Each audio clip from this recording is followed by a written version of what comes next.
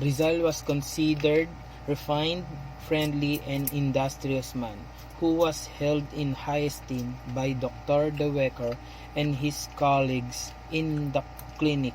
Rizal also claimed that he already knew how to perform all operations.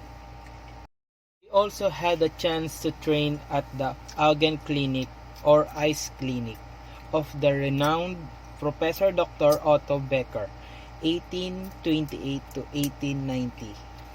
While in Germany, Rizal was sponsored as a member of Berlin Anthropological Society by its head professor Dr. Rudolf Virchow, 1821 to 1902.